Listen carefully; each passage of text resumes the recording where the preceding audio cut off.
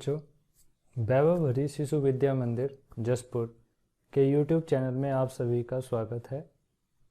आज हम कक्षा 5 की बात कर रहे हैं। कक्षा 5 में जो हमारे मैथ विषय है, मैथ विषय का पहला चैप्टर है मछली उछली। ये सभी चैप्टर NCERT बेस्ड हैं। मछली उछली जो चैप्टर है ये काफ़ी बड़ा चैप्टर है, तो हम इसको पार्टों में डिवाइड करके पढ़ेंगे, जिसका आज हमारे पास पहला पार्ट है। आइए शुरू करते हैं। इसमें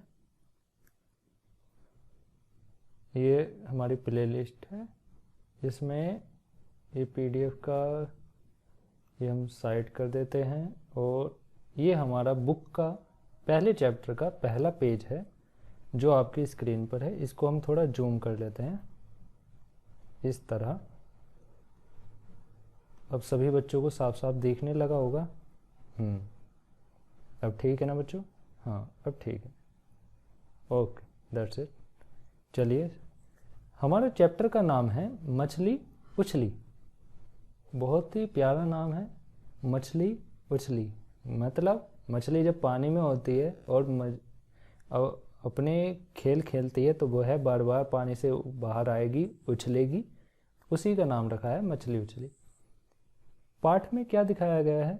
गहरे समुद्र में देखो प्यारी सी रंगीन मछलियाँ तैरती हैं बड़े शांति से। तो कहने का मतलब है बच्चों, पाठ बता रहा है कि आप सभी इस गहरे समुद्र में देखो।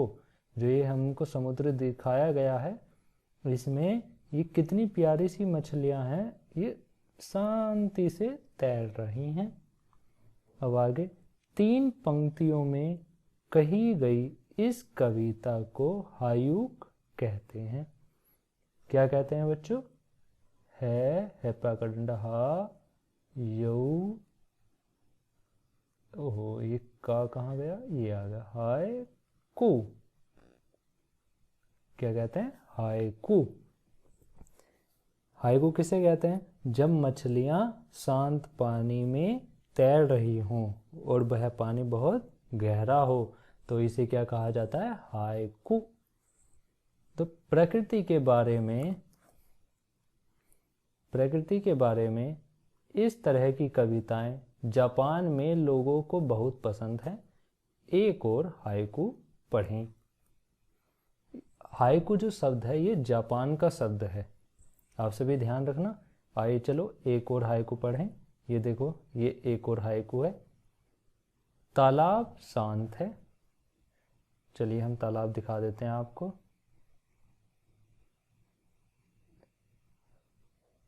ये मान लीजिए ये हमारे पास तालाब है, ये तालाब शांत है। मछली उछली और लोटी, या हम इसको ना मान के ये मान लेते हैं। ये देखिए, आप सभी की स्क्रीन पर आ गया ना? हाँ, क्या है? तालाब शांत है, तालाब शांत है। मछली उछली और लोटी। तालाब लहरों से हिल गया। जब तालाब तो शांत था, मछली ऊपर निकलती है हवा में और जब वापस लौटती है तो उससे लहरों में कंपन होगा और जो शांत लहरें थीं तो उनमें हलचल आ जाती है। यही इस हाइकू में बताया गया है। ये प्रश्न है, क्या तुम्हें कोई मछली रानी से संबंधित कविता याद है? तो बताएं बच्चों, आपको कोई कविता याद है क्या मछली रानी से संबंधित? जैसे हमको तो एक कविता ये याद है, मछली जल की रानी है, जीवन उसका पानी है। तो इस तरीके से एक कविता है, आपको भी याद होगा। अगला देखते हैं। यहाँ बच्चों ने बनाए मछलियों के कुछ चित्र दिखाए जा रहे हैं। ये देखिए, नव्यता है, नव्यता ने ये चित्र बनाया जो कक्षा 1 में पढ़ती है। माया कक्षा 4 में पढ़ती है, माया ने ये चित्र बनाया। आगे चलते हैं। जब तुम मछली के बारे में सोचते हो तब मछली की कौन सी आकृति तुम्हारे दिमाग में आती है? तो बताइए बच्चों, जब हम मछली के बारे में सोचते हैं तो हमारे मन में कौन सी आकृति आती है? हमारे मन में तो ये वाली आकृति आती है, ये बन गई मछली। और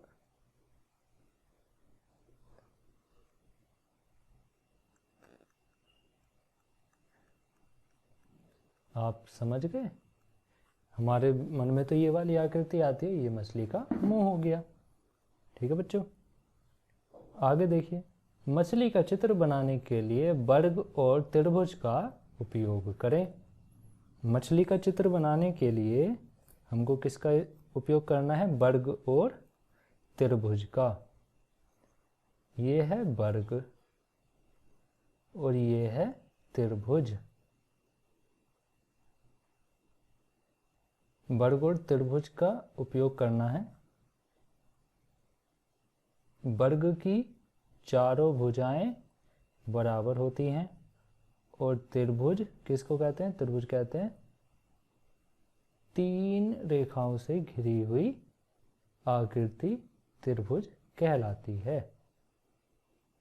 ठीक है बच्चों, अब हमको वर्ग और त्रिभुज की सहायता से एक मछली बनानी है। ये क्या बना? नहीं, ये तो आयत बन गया।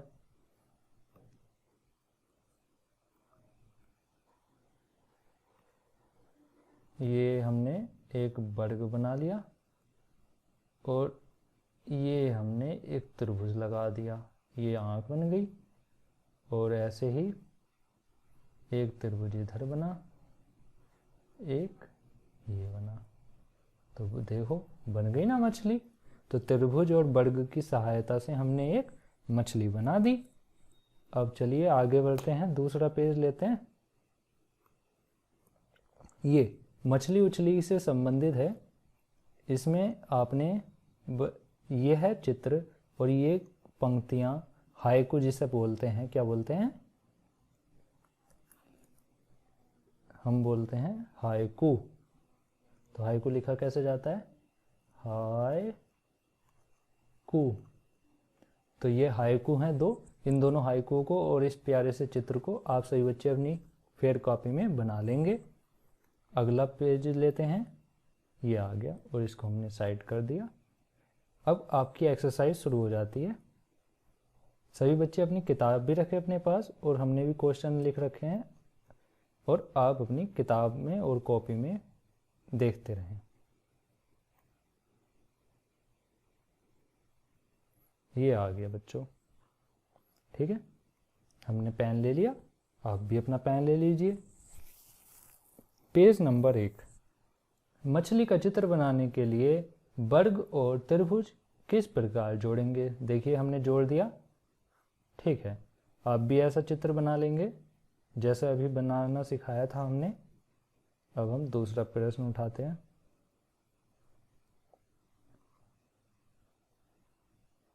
ये आ गया आपकी स्क्रीन पर, थोड़ा सा और दूसरा प्रश्न। ओके, दूसरा प्रश्न क्या कहता है?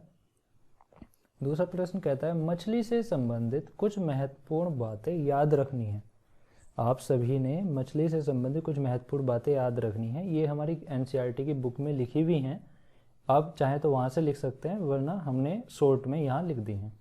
पहली क्या है? पहली है बच्चों ये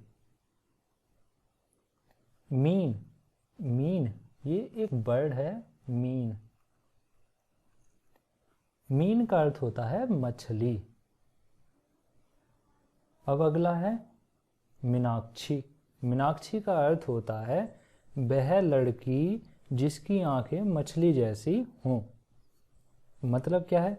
मीनाक्षी उस लड़की को कहा जाता है जिस लड़की की आंखें हमें देखने में मछली के जैसी लगती हैं। अगला पॉइंट है सबसे छोटी मछली की लंबाई कितनी होती है? सबसे छोटी मछली की लंबाई केवल 1 सेंटीमीटर होती है। 1 सेंटीमीटर होती है। और सबसे बड़ी मछली की लंबाई, आपने व्हेल मछली का नाम सुना है? जरूर आपने सुना होगा। सबसे बड़ी मछली की लंबाई होती है 18 मीटर। कितनी? 18 मीटर। और यह किस मछली की होती है? व्हेल मछली, जो बहुत गहरे समुद्र में पाई जाती हैं। व्हेल मछली की लंबाई होती है 18 मीटर। अब आगे देखिए, आपका तीसरा प्रश्न है, व्हेल मछली की कुछ विशेषताएं लिखते हैं। चलिए, पहला व्हेल मछली नाक से सांस लेती है। व्हेल मछली के अलावा जितनी भी मछलियां हैं सब अपने गलफड़ों से सांस लेती हैं। अब ये गलफड़े क्या होते हैं, थोड़ा शॉर्ट में समझा देते हैं। देखिए,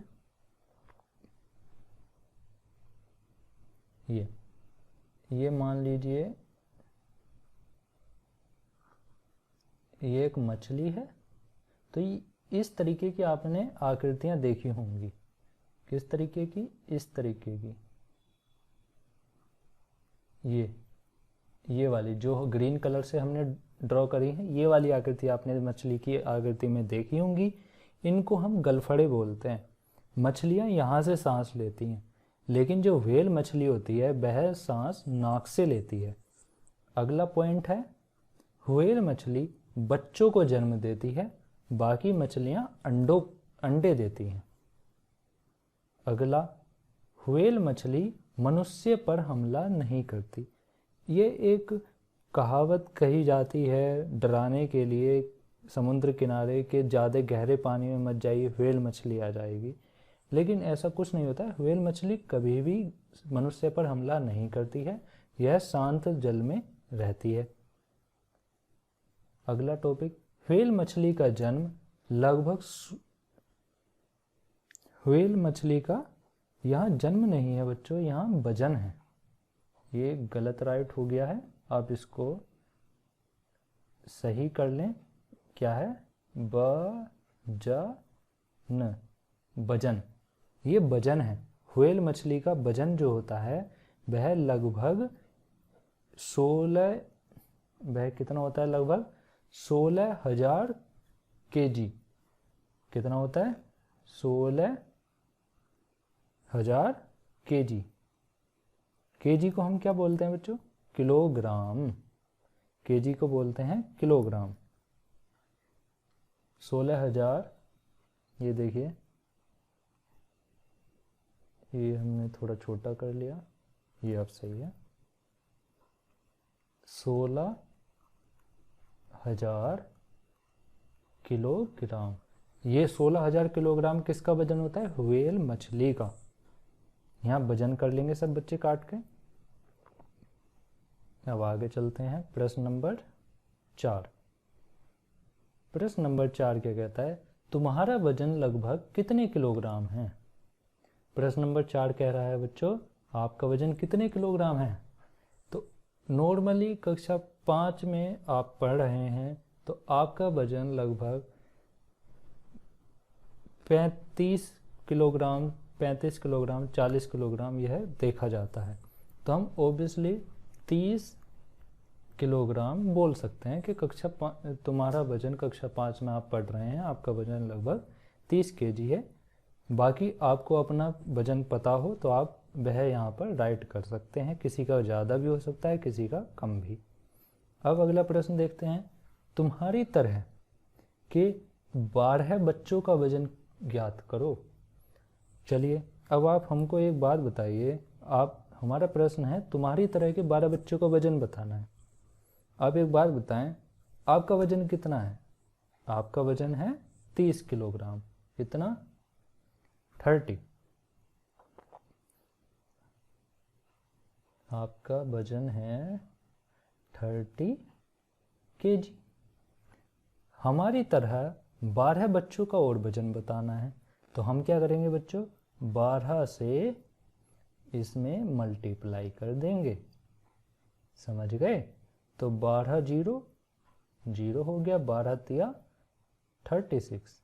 या ये समझ लीजिए, 0 में 12 की जब 0 में गुणा करेंगे तो 0 ही होता है, हमने 0 लिख दिया। और 12 का 3 में करा तो आ गया 36। तो ये कितना हो गया? अब इसके आगे भी कुछ तो लिखेंगे, तो ये हो गया kg, 360 kg। आंसर आ गया आपका। आई होप आप सब समझ गए होंगे। अगला प्रश्न देखिए, अगला पेज। आपकी स्क्रीन पर ये रहा, थोड़ा जूम कीजिए। ओके,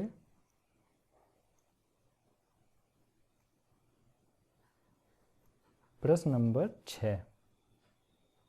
प्रश्न नंबर 6 क्या कहता है बच्चों?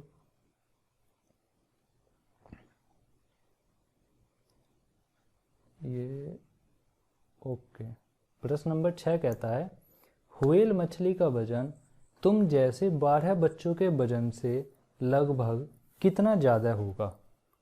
प्रश्न क्या कहता है हमारा? व्हेल मछली का वजन तुम्हारे जैसे 12 बच्चों के वजन से कितना ज़्यादा होगा। तुम्हारा वजन कितना था? 30 kg।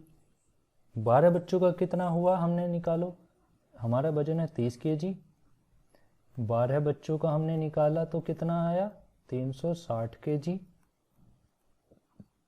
अब हमसे पूछा है व्हेल मछली का वजन हमारे वजन हम जैसे 12 बच्चों के वजन से कितना ज़्यादा है। तो हम क्या करेंगे, जो व्हेल मछली का वजन है उसमें से हम अपने वजन को हम अपने जैसे 12 बच्चों के वजन को घटा देंगे। तो ये देखिए व्हेल मछली का वजन कितना है? 16,000 और हमारा कितना आया था 12 बच्चों का? 360। माइनस कीजिए, 0 में से 0 गया 0, यहाँ दहाई ली तो कितना हो गया 10, 10 में से 6 गया 4, यहाँ कितना बचा? यहाँ बचा बच्चों 9, कितना 9, 9 में से 3 गया बचा 6, 6 की जगह क्या बचा 5, तो 5 का ऐसे ही उतार दिया और एक ऐसे ही आ गया। कितना हुआ? 15,640 kg। या हमारा आंसर सही है। तो हम आंसर में लिख देंगे व्हेल मछली का वजन हम जैसे 12 बच्चों के वजन से लगभग इतना ज़्यादा होगा। ओके बच्चों, अब अगला देखिए। अगला टॉपिक है मछली का स्कूल। अरे रे रे रे रे, ये तो ज़्यादा ऊपर पहुंच गया, थोड़ा नीचे आओ। हाँ थोड़ा बस। ये अगला टॉपिक है मछली का स्कूल। मछली जैसे ही सपोज कीजिए आप सभी बच्चों का अपना एक स्कूल है, आप वहाँ जाते हैं, सभी बच्चों में बैठते हैं, खेलते हैं, टीचर से बात करते हैं, सभी मिलजुल कर रहते हैं, एक साथ ग्रुप में भी घूमते हैं। वैसे ही मछलियों का स्कूल होता है। मछलियाँ अपने झुंड में रहती हैं, उसी को वे अपना स्कूल बोलती हैं। आइए पढ़ते हैं। मछलियाँ समुद्र में बड़े बड़े झुंडों में तैरना पसंद करती हैं। आपने जब भी मछलियाँ देखी होंगी तो बहुत बहुत सारी एक साथ होती हैं, जिसे मछलियों का क्या कहा जाता है? मछलियों का स्कूल कहा जाता है। किसी बड़ी मछली के सामने आने पर ये छोटी मछलियाँ झुंड में रहने से अपने आप को सुरक्षित महसूस करती हैं। कहने का मतलब है कि छोटी छोटी मछलियाँ झुंड में इसलिए रहती हैं ताकि अगर कोई बाई चांस उनके सामने बहुत बड़ी मछली आ जाए जो उनके लिए खतरा हो, वे सब साथ में रहेंगी तो उनको कोई दिक्कत नहीं आएगी, वे आराम से उसका सामना कर सकती हैं और अपने आप को सेफ महसूस करती हैं। जैसे आप हैं, आप अगर 4-5 बच्चे एक साथ हैं तो आप एक दूसरे के साथ हिम्मत बांधे रखते हैं। आइए अब ये 2 प्रश्न हैं, इनको भी कंप्लीट करते हैं। प्रश्न नंबर 7, क्या तुम अपने आप को स्कूल में सुरक्षित महसूस करते हो? तो हम लिखते हैं उत्तर में हाँ, मैं अपने आप को स्कूल में सुरक्षित महसूस करता हूँ क्योंकि वहाँ मैं बच्चों के साथ झुंड में रहता हूँ। प्रश्न नंबर 8 है, कौन कौन से समुद्री जीव ऐसे हैं जिन्हें आपने पहले देखा है? तो बहुत से जीव होंगे आपने जो पहले देखे हैं कभी, तो हमने जो देखे हैं भाई हम वही बता देते हैं। तो मैंने तो भाई एक सीपी देखी है, झींगा मछली देखी है, केकड़ा देखा है, ऑक्टोपस, व्हेल मछली देखी है। लाइव में तो नहीं देखा है सामने, लेकिन टीवी में पिक्चरों में, फोटोओं में देखे हैं। व्हेल मछली, ऑक्टोपस, केकड़ा, झींगा मछली और सीपी, बहुत से जीव हैं, आपने भी देखे होंगे। आपने जो जो जीव देखे हैं वो आप सब यहाँ राइट कर सकते हैं। ठीक है बच्चों, अब अगला पेज लेकर आते हैं आपके लिए 7। चलिए ये देखिए, ये क्या है? प्रश्न नंबर 9। जिंसी ने, ये आपकी नोटबुक में पेज नंबर 4 पर लिखा है, जिंसी ने मछली के चित्र बनाने के लिए, ये है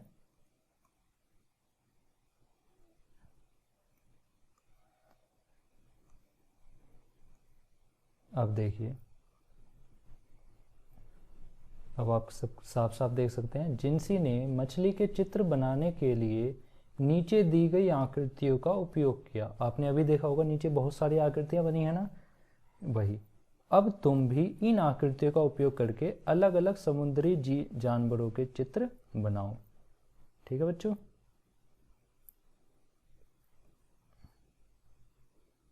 ये थोड़ा इधर आ जाइए, बस। चलिए, हमारे पास कुछ ये चित्र दिए गए हैं, इन सबको हमने जोड़कर एक लाल स्पैनर बनाई है, एक मछली। ऐसे ही ये कुछ आकृतियां दी गई हैं, इनसे हमने क्या बनाई है? सीपी। कहने का मतलब क्या है? हम कोई सी, जैसे सीपी है तो मान लीजिए हम ये वाला टुकड़ा ले लेते हैं पहले, तो ये कैसे है? ऐसे ऐसे है। अब हम ये छोटा वाला वो ले लेते हैं, तो ये वाला ऐसे बन गया, तो ये बन गई, देखो ये वाली सीपी। ऐसे ही ये है, ये वाला ले लो, मान लो कैसी बना दो, और ये ऊपर वाली आकृति ले ली हमने, तो ये वाला बन गया सीपी। अब समुद्री अर्चिन, समुद्री अर्चिन का चित्र बनाते हैं। समुद्री अर्चिन का चित्र बनाने के लिए क्या चाहिए बच्चों? सबसे पहले हमको एक गोला चाहिए, और ये कांटे हैं, तो हम ऐसे ऐसे ऐसे बहुत सारे कांटे बना देंगे, बस ये समुद्री अर्चिन बन गई। अब ऐसे ही नीचे देखिए, ये ऑक्टोपस बनाने के लिए सामग्री दी गई है, हमने एक ऑक्टोपस बना दिया।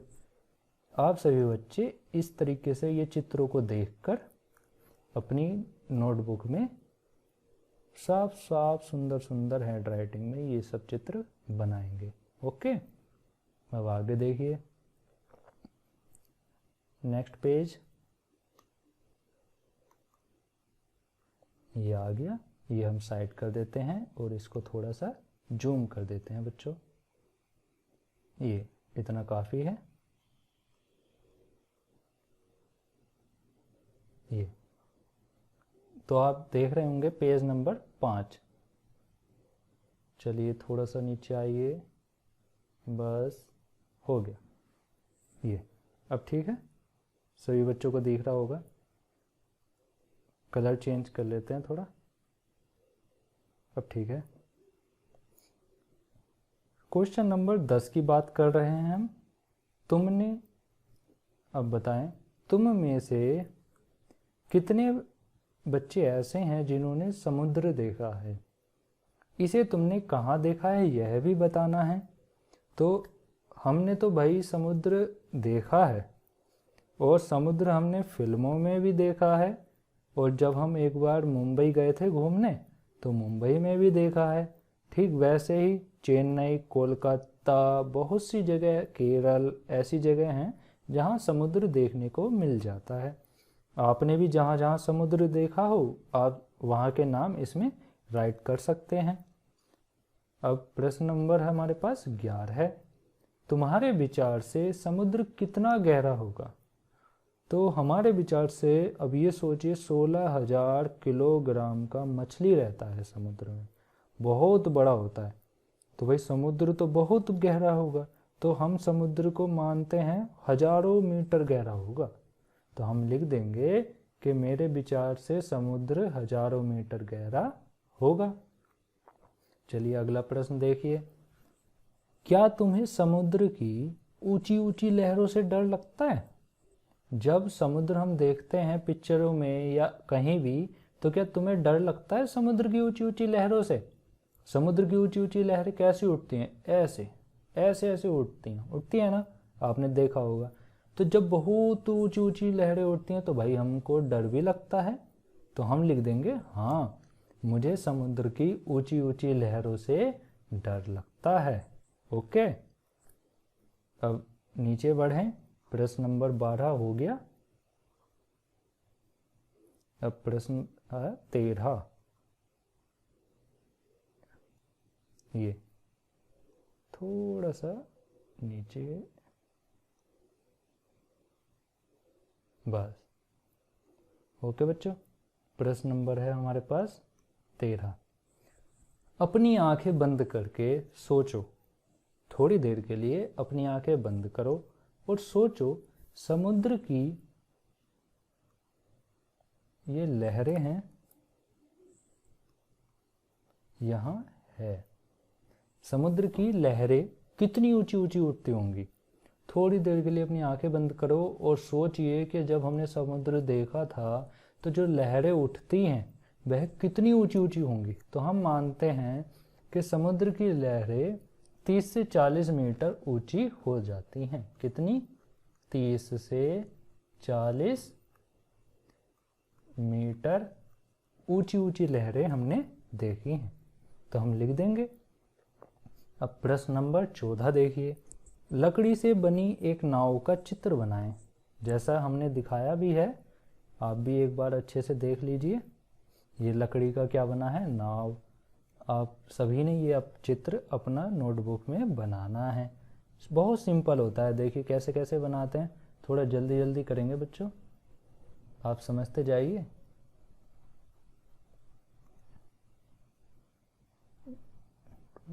ऐसे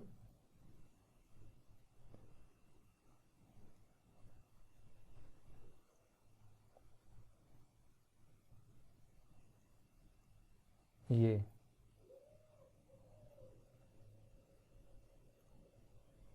यहाँ ये हुक बना दिए हमने, जिनमें हम डंडे लगा सकते हैं, और ये पानी बन गया। तो इस तरीके से आप सभी बच्चे अपनी अपनी कॉपी में एक सुंदर सी नाव बनाएंगे और उसमें कलर भी कर सकते हैं। अब आगे देखिए, आपका अगला पेपर है ये आपकी स्क्रीन पर।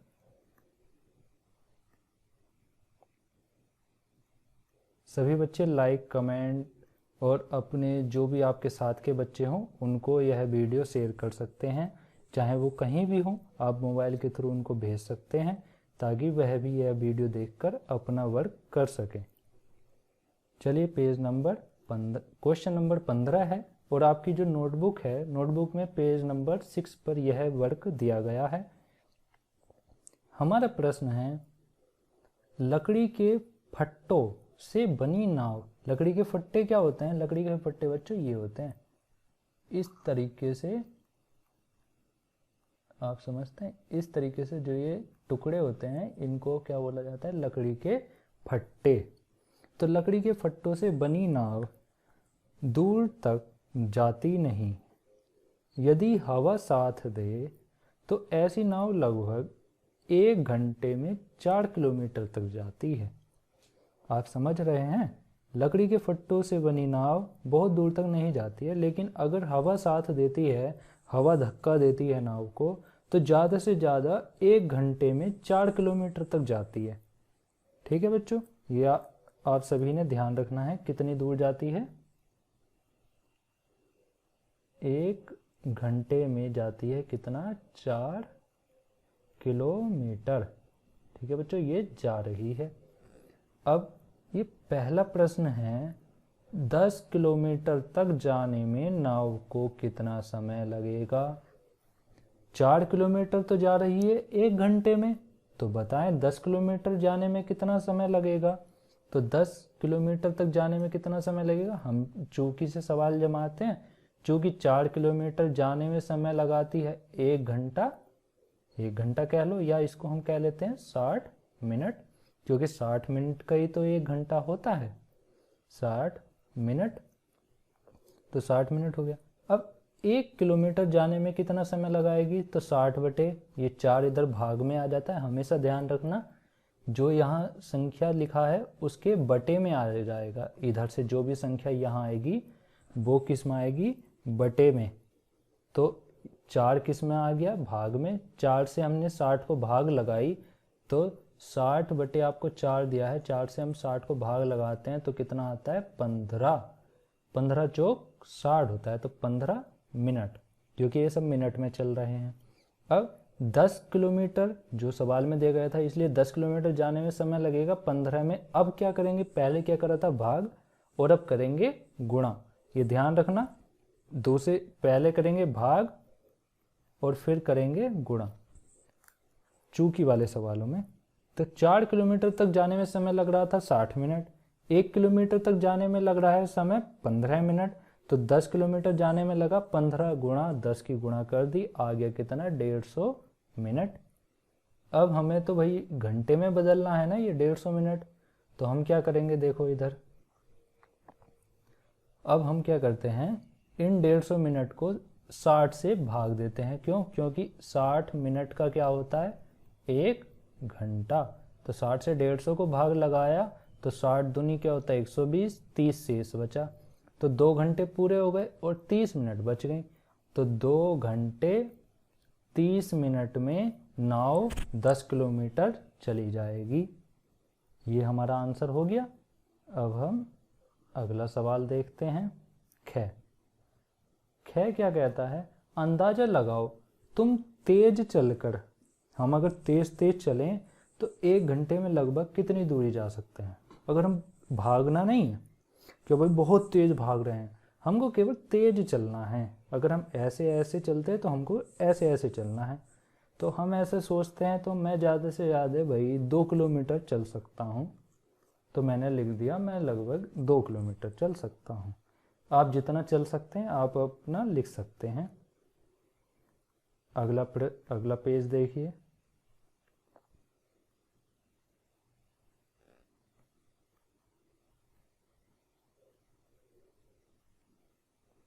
ये ज़्यादा बड़ा हो गया बच्चों।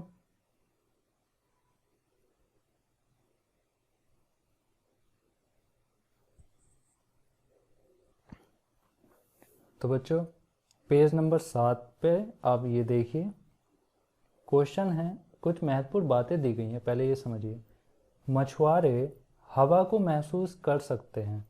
मछुआरे जब नाव पर जाते हैं तो वे हवा को महसूस कर लेते हैं और उससे ही पता लगा लेते हैं कि सूरज को देखकर समुद्र का रास्ता भी खोज लेते हैं। इससे भी कभी समुद्र में भटकते नहीं हैं।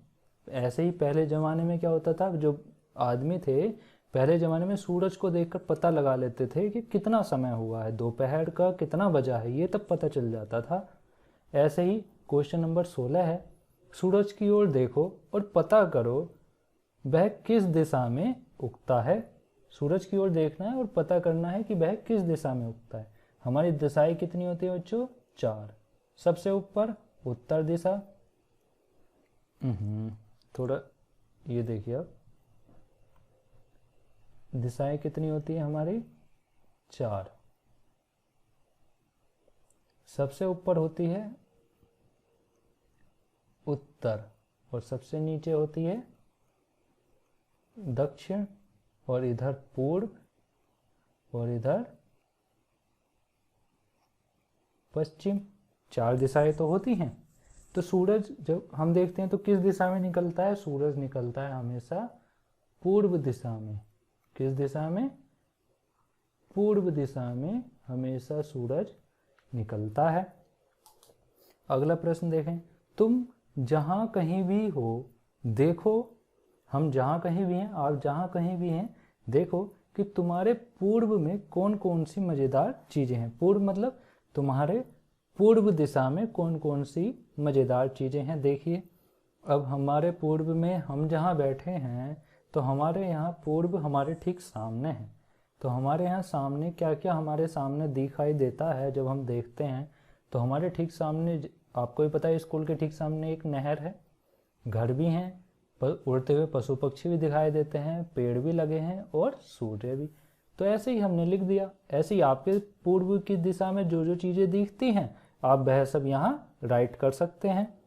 ठीक है, अब आगे चलते हैं। ये क्वेश्चन नंबर है 18। अपने पश्चिम की दिशा की ओर देखो। अब हमको कहाँ देखना है? अपने पश्चिम की ओर। पश्चिम की ओर दिशा में देखते हैं तो हमको जो जो चीज़ें दिखती हैं उनके नाम लिखते हैं। तो सूरज उगता किस दिशा में है बच्चों? पूर्व में। उगता है पूर्व में, उगता है। और छिपता किस दिशा में है? पश्चिम में। क्या होता है? छिपता है। उगता सूरज हमेशा पूर्व दिशा में है और छिपता हमेशा पश्चिम दिशा में है। तो वैसे ही यह है, तो भाई हमें पश्चिम दिशा में छिपता हुआ सूरज दिखाई देता है। और घोंसले की ओर उड़ते पक्षी, जब शाम का समय होता है तो पक्षी वापस अपने घरों में जाते हैं, मतलब अपने घोंसलों की ओर जाते हैं। तो ये लास्ट पेपर आपका आज का ये रहा। 2 प्रश्न और हैं बच्चों, इनको और अच्छे से कर लेते हैं, बाकी अगली वीडियो में देखेंगे। ये चलिए, कुछ नाव में मोटर लगी हैं। कुछ नाव मोटर वाली भी तो होती हैं। आप जब झीलों में गए होंगे घूमने तो आप बैठे भी होंगे कि मोटर से चलती हैं। तो वे समुद्र में बहुत दूर तक चली जाती हैं। लेकिन लकड़ी वाली नाव तो ज़्यादा दूर तक नहीं जाती है ना, लेकिन जो मोटर लगी होती है वे ज़्यादा दूर तक जाती हैं। समुद्र में दूर जाकर उन्हें ज़्यादा मछलियाँ मिल जाती हैं। मोटर लगी नाव लगभग 20 किलोमीटर प्रति घंटे की चाल से चलती है। आप समझे, जो मोटर लगी नाव है वो लगभग 20 किलोमीटर प्रति घंटे की चाल से चलती है। ये ध्यान रखना बच्चों। एक तो ये वाला 20 किलोमीटर प्रति घंटे की चाल से चलती है। क्वेश्चन नंबर 19, मोटर बोट 3.5 घंटे में कितनी दूर तक चली जाएगी? 3.5 घंटे का मतलब क्या होता है? 3 घंटे और 30 मिनट, यही तो होता है 3.5 घंटे का मतलब। 1 घंटे में नाव जा रही है 20 किलोमीटर, ये दे रखा है 20 किलोमीटर प्रति घंटे की नाव जा रही है। तो 1 घंटे में नाव जाती है 20 किलोमीटर, तो 3 घंटे में कितनी दूर जाएगी? 20 की गुणा 3 में कर दी तो 60 आ गया। अब इतने में तो कितनी जा रही है? 60 किलोमीटर। अब बचा ये समय, इस समय भी निकालो। 1 घंटे का मतलब क्या होता है? 60 मिनट। 60 मिनट में जाती है 20 किलोमीटर। 60 मिनट में जाती है 60 मिनट में जाती है 20 किलोमीटर। तो अब जब हम इसका आधा करेंगे, 30 किलोमीटर करेंगे, 30 मिनट करेंगे तो कितनी दूर जाएगा? 10 किलोमीटर। देखिए वो ही हो गया ना, आधा हो गया तो भाई 10 किलोमीटर हो गया। जब नाव 60 मिनट में जा रही है 20 किलोमीटर, तो समझिए तो भाई जब हम समय कम कर रहे हैं तो दूरी भी तो ऑटोमेटिक कम होएगी। तो जब समय हमने आधा कर दिया 30 मिनट, तो दूरी भी कम हो गई आधी, 10 किलोमीटर। तो अब 60 किलोमीटर और 10 किलोमीटर को आप जोड़ दीजिए, कितना हो गया बताए? 60 और 10 70। तो ये देखिए 70 किलोमीटर चली गई ना नाव। ठीक है, अब अगला प्रश्न देखिए। लास्ट प्रश्न है, 85 किलोमीटर जाने में उसे कितना समय लगेगा? 20 किलोमीटर जा रही है बच्चों कितनी देर में? 1 घंटे में। तो 1 किलोमीटर कितनी देर में जाती है? चूंकि वाले सवाल है ना, तो पहले क्या करते हैं? हमेशा भाग, और बाद में क्या करते हैं? गुणा। तो चूंकि वाले सवालों में भाई पहले क्या करेंगे? भाग। तो 20 किलोमीटर आ गया इधर, 20 से 60 को भाग लगाया, कितना आ गया? 3। तो 3 मिनट हो गई, मतलब 1 किलोमीटर जा रहा है 3 मिनट में। अब 85 किलोमीटर जाने में समय लगाएगा, 85 3 में गुणा कर दी, 255 मिनट आ गया। अब 255 को आप ये मिनट हैं, इनको घंटे में बदलोगे तो घंटे में बदलने के लिए 60 से भाग लगाओगे, 60 से भाग लगाओगे तो भाई ये लगी भाग, तो कितना आ गया बच्चों बताएं। 60 से जब भाग लगाई तो 60 चौक 240, 15 शेष बचा तो 15 मिनट हो गई। 4 घंटे 15 मिनट में बच्चा 85 किलोमीटर दूर मोटर वाली नाव से चला जाएगा। अगर आपको कहीं कोई सवाल समझ में ना आया हो तो आप कमेंट कर सकते हैं, हम आपको दोबारा से सॉल्यूशन प्रोवाइड करा देंगे।